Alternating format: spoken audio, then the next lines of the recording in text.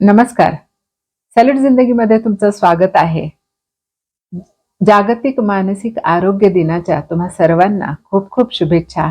आपण खरोखर सगळे दिवस साजरे करतो, सगळे सणसूद साजरे करतो. पण जे आपल्याशी अतिशय जवळीक साधून आहे असं आपलं मन, त्याचा विचार न करता आपण बऱ्याचदा जगत असतो. मला काय हवंय किंवा माझा आनंद कशात आहे ते आपल्याला कळत नाही. दिवस उगवतो आणि मावळतो.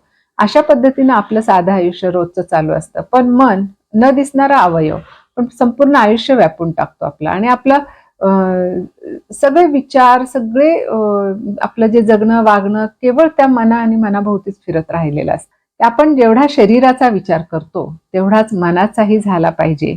मनामुळं आलेलं नैराश्य आपल्या शरीरावर संपूर्णपणे वाईट परिणाम करतं. त्यामुळं मन जितकं खंबीर असेल, तेवढं आपलं आयुष्य सुद्धा खंबीररित्या आपण निर्णय घेऊन चांगलं जगू शकतो.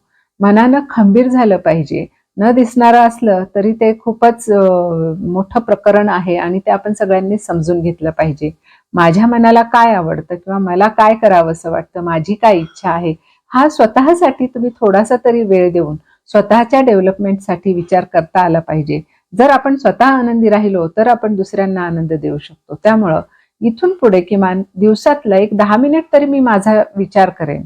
दिवसभरात तुम्हाला काय करायचं आहे, तर थोडा एकटेपणामध्ये स्वतःच्या मनाशी संवाद साधायचा आहे. तुमच्या आवडीचं गाणं ऐकू शकता, तुमच्या आवडीचं पुस्तक वाचू शकता किंवा तुम्हाला काय आवडतं ते तुम्ही थोडा वेळ तरी स्वतःच्या मनाच्या आरोग्यासाठी केलं पाहिजे. संवाद साधला पाहिजे, व्यायाम केला पाहिजे. तुमच्या मनामध्ये जर काही विचार आहेत, त्याची उत्तरं सापडत नाहीत. अनेक मित्रमैत्रिणी अशा असतात, की जे आपल्याला ह्या प्रश्नांची उत्तरं देऊ शकतात. फक्त आपण बोललं पाहिजे. आपल्या समस्या लोकांना नाही पण आपल्या मित्रमैत्रिणींशी बोलून सोडवण्याचा प्रयत्न केला पाहिजे. मनावर जितकं ओझं असेल तेवढं जगणं जड आणि अवघड असतं. मन जितकं हलकं असेल तेवढं तुमचं जगणं हलकं-फुलकं आणि आनंदी होऊ शकतं. आज जागतिक मानसिक आरोग्य दिवस आहे. तर खरोखर आपण प्रत्येकानं ठरवलं पाहिजे, की मी माझ्या आरोग्याचा, मानसिक आरोग्याचा विचार केला पाहिजे. माझं डोकं दुखत असेल तर मी डॉक्टरकडे जाते किंवा औषधं घेतो आपण त्यासाठी शरीर बरं करण्यासाठी खूप प्रयत्न करतो.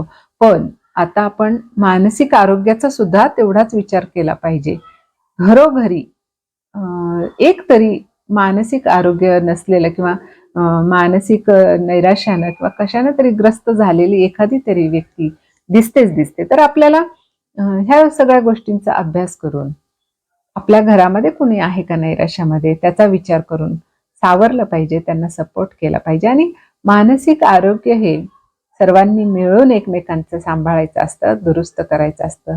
मानसिक आरोग्य एकटं माणूस नीट ठेवू शकत नाही. त्याला कुटुंबियांचाही सपोर्ट असावा लागतो, समाजानंही समजून घ्यावं लागतं. आता बरेच समुपदेशक असतात जे आपल्याला मानसिक आरोग्य नीट कसं ठेवावे याविषयी मार्गदर्शन करत असतात. तसं काही ऐकावं.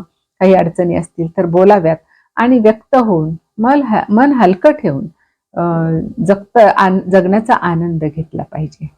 खरोखर मन न दिसणारा अवयव पण सगळं आयुष्य व्यापून ठेवतो आणि त्यामुळं आपल्या शरीरावरही त्याचे चांगले वाईट परिणाम होत असतात.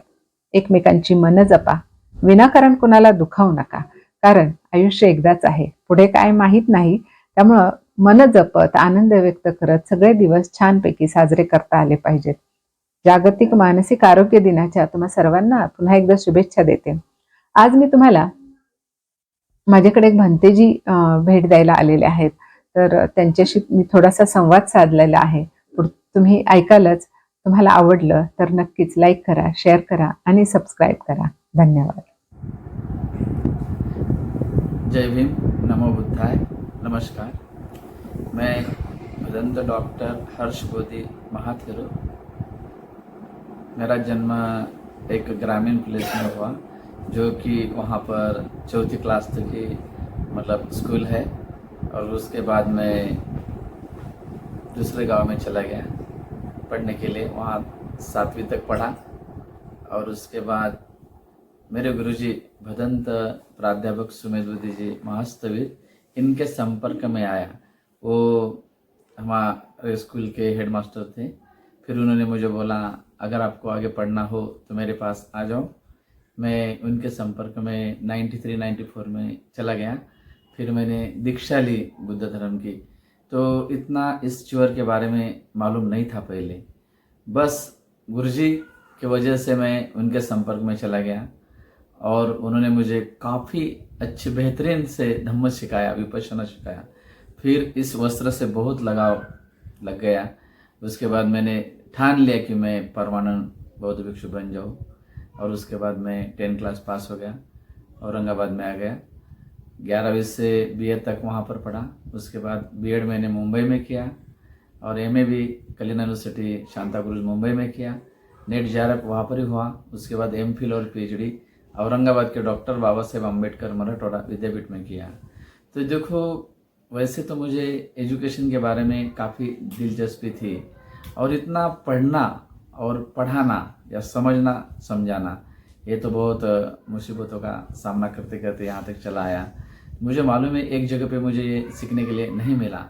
और जब बुद्ध के बारे में पढ़ते पढ़ते समझ में आ गया कि बुद्ध एक ऐसी दुनिया के महान वैज्ञानिक है जिन्होंने मन के बारे में सब कुछ बता दिया कि जो हम सोचते हैं या करते हैं, हर कोई चीज़, हर कोई बात पहले मन में आती है। चाहे दुनिया का युद्ध क्यों ना हो, कुछ कौन सा भी वार क्यों ना हो, पहले मन में आता है। डायरेक्ट वार नहीं होता। तो बुद्ध ने कहा है, मनो पुबंग गम्मा धम्मा मनो सेठा मनोमया मन सात पदुठेन भासति वा करोति वा ततोनं दुख मनवेति छाया व अनपायने। और दूसरी लाइन में कहा, मनो पुबंग गम्मा धम्मा मनो सेठा मनोमया मन सात पसनेन भासति वा करोति वा ततोनं सुख मनवेति छाया व अनपायने। जो कि जो 2 लाइन में सब कुछ हमारी जिंदगी आती है। भगवान कहते हैं कि चलो हम जो भी बात करते हैं, गलत हो या अच्छी हो, वो पहले हमारे मन में आती है। मन में आती है, अगर हम कुशल चित्त से वो करते हो तो हमारा मन भी बेचैन होता है। बेचैनी के साथ हम दूसरे को भी तकलीफ, दुख, दर्द देते हैं। और अगर हम मन में अच्छा अगर सोचे और अच्छे सोचने से अच्छा अगर कुशल कर्म के चित्त के साथ काम करते हैं, दूसरों को भी मतलब सुकून मिलता है, हमको भी सुकून मिलता है। तो दुनिया में बुद्ध के जैसा मुझे नहीं लगता कि इतना अच्छा दूसरा कोई गुरु हो कि जो काफ़ी बेहतरीन और सुलभता के साथ समझाए, जो कि आज सारी दुनिया सोच रही है। या दुनिया, मैं तो चाहता हूँ तीसरे वार के करीब इतनी पहुँच गई, पता नहीं क्या भी हो सकता है। दुनिया में बड़े बड़े अच्छे अच्छे मिसाइल बनाए हैं, एटम बम बनाए हैं, हाइड्रोजन बम बनाए हैं, न जाने क्या होगा क्या नहीं। अगर दुनिया को बचाना है हमें, तो पहले हमें अपने खुद के तरफ देखना पड़ेगा और बाद में हमारे परिवार के बारे में, बाद में हमारे पड़ोसियों के बारे में, बाद में हमारा गांव, हमारा शहर, हमारा देश, हमारे पड़ोसियों का मुल्क, मतलब सारी दुनिया के बारे में तब हम सोचेंगे जब हम खुद के बारे में सोचेंगे। अगर हम खुद के बारे में ही नहीं सोचेंगे तो हम दूसरे को क्या सुकून दे सकते हैं। भगवान ने कहा है, तुम क्या दे सकते हो, जो तुम्हारे पास है। अगर हमारे पास घृणा है तो हम दूसरे के साथ घृणा के साथ बात करेंगे, गाली गलौज करेंगे। अगर हमारे मन में दया है, काइंडनेस है, प्रेम है, करुणा है, तो करुणा के साथ हम बात करेंगे। अगर किसी को हमको समझाना है, प्यार से समझाना है, तो इतना चिल्लाते वक्त बोलने की कोई ज़रूरत नहीं, एकदम स्लोली बोल सकते प्यार से, और बच्चा तुरंत समझ जाता। अगर हमको झगड़ा करना है तो हम गाली गलौज करते, मारपीट, चाकूसरे की बात करते। तो देखो इसमें कितना फर्क है। हम अगर सोचे कि जो भी हमको करना है हमारे मन में है, अगर हम मेडिटेशन करेंगे, साधना करेंगे, विपश्यना करेंगे, तो हम प्यार बांटेंगे, हम मैत्री बांटेंगे, करुणा बांटेंगे। तो न जाने हम मनुष्य से नहीं, न जाने सारे जीव सृष्टि के लिए हम अपनापन महसूस करेंगे। सबको लगेगा कि नहीं, ये मेरा है, ये मेरा दोस्त है, ये मेरी दोस्त है। ऐसा हम बोलेंगे। कब बोलेंगे? जब हमारे मन में प्यार है, करुणा है, मैत्री है। अगर ये नहीं रहेंगे तो हमारा जो माइंड है, माइंड में हम 2 बार सोचते हैं। अगर किसी की घृणा करना है, गाली गलौज करना है, झगड़ा करना है, तो जो अल्फा बीटा जो तरंग बनते हैं हमारे मस्तिष्क में, वो ख़त्म करना पड़ता है। अगर हम मेडिटेशन करते हैं तो अल्फा बीटा तरंग बनते हैं, उससे हमको सुकून महसूस होता है, हम खुशी महसूस होते हैं, दूसरे के लिए भी हम खुशी बांट देते हैं। इतना अच्छा ये धर्म है।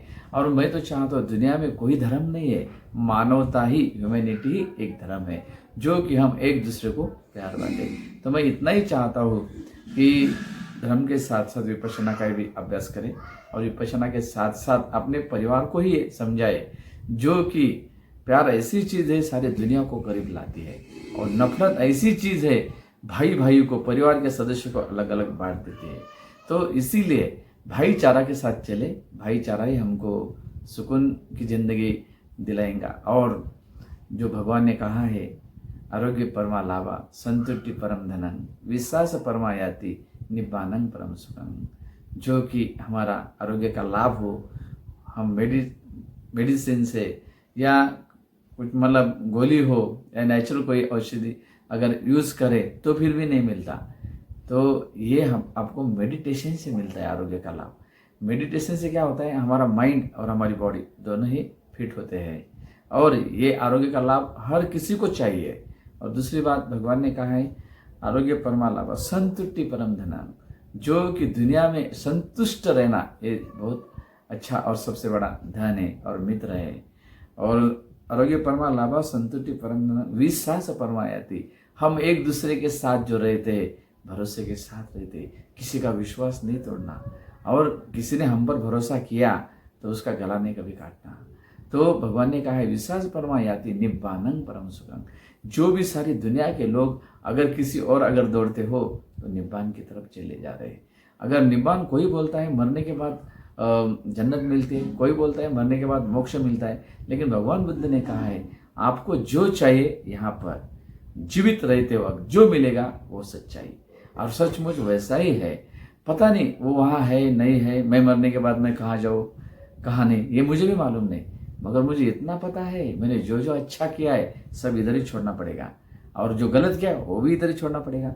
अगर सुकून की ज़िंदगी तब मिलेगी अगर मैं निब्बान प्राप्त करूँ, तो समझो दुनिया की सारी खुशी मैंने यहाँ पर मुझे मिल गई। अगर ये नहीं मिला तो कुछ भी नहीं मिला। बस आज के दिन में इतना ही कहकर समाप्त करता हूँ। नमस्ते।